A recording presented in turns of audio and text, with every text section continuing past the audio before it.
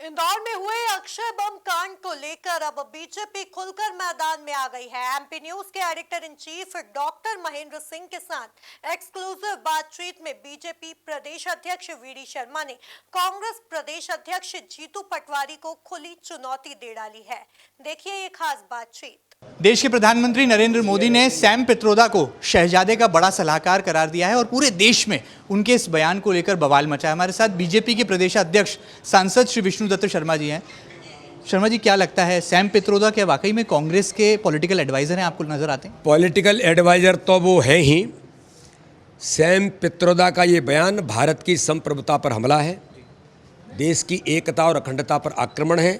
इसके खिलाफ कानूनी कार्रवाई भी होनी चाहिए और इस चुनाव में देश की जनता जनमत के आधार पर तो इन्हें जवाब देगी ही, लेकिन कानून को भी अपना काम इनके खिलाफ करना चाहिए। मध्य प्रदेश में 3 चरणों के लोकसभा चुनाव हो चुके हैं। चौथे चरण में मालवा और निमाड़ है। आपका फोकस है क्या? मिशन 29 फतेह कर रही है भारतीय जनता? 29 की 29 सीटें जीतेंगे और मिशन तो हमारा और आगे है कि अभी तक का सर्वाधिक वोट शेयर लोकसभा के चुनाव में मध्य प्रदेश के अंदर लेकर आना, जो इस बार हम इस रिकॉर्ड को बनाएंगे, इस लक्ष्य को पूरा करेंगे। इंदौर संसदीय सीट पर स्थिति थोड़ी विपरीत नजर आ रही है। सियासी सीन में नोटा की एंट्री हो गई है। क्या आपको लगता है नोटा की एंट्री से लोकतंत्र खतरे में आ रहा है? लोकतंत्र खतरे में आने के प्रयास कांग्रेस कर रही है।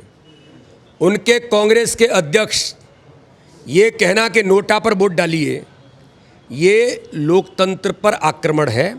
नोटा एक अपॉर्चुनिटी है कि किसी को लगता है कि मैं वोट इन प्रत्याशियों में से किसी को नहीं देना चाहता, तो वो नोटा पर जाए, उसका अधिकार है।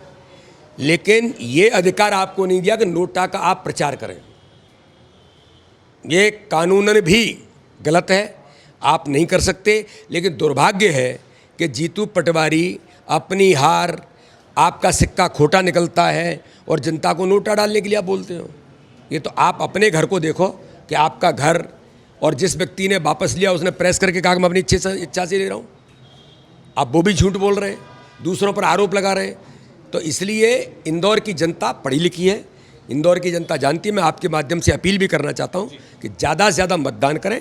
मतदान आपका अधिकार है और आप मतदान करने के लिए स्वतंत्र हैं। कांग्रेस कह रही है कि अक्षय बम कांड में बीजेपी ही झुलस गई है। क्या सच्चाई है कुछ इन बात? बीजेपी को अक्षय बम कांड से बीजेपी को क्या लेना देना?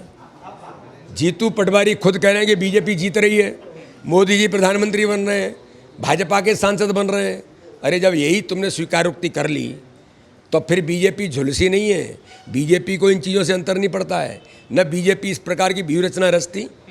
लेकिन बीजेपी के दरवाजे पर कोई आता है तो उसे हम पानी और वो भी गुड़ के साथ या मिठाई के साथ जरूर पिलाते हैं। कह रहे हैं दाऊद इब्राहिम जैसा कृत्य कर रही है बीजेपी। सच्चाई है इंदौर की घटना के बाद?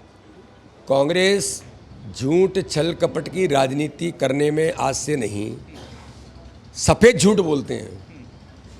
और कांग्रेस का करैक्टर ही ऐसा रहा है कि दाऊद इब्राहिम तो आपके प्रिय हो सकते हैं, भारतीय जनता पार्टी तो दाऊद इब्राहिम तो क्या सारे इब्राहिमों को ठिकाने लगाने का काम करती है और किया है।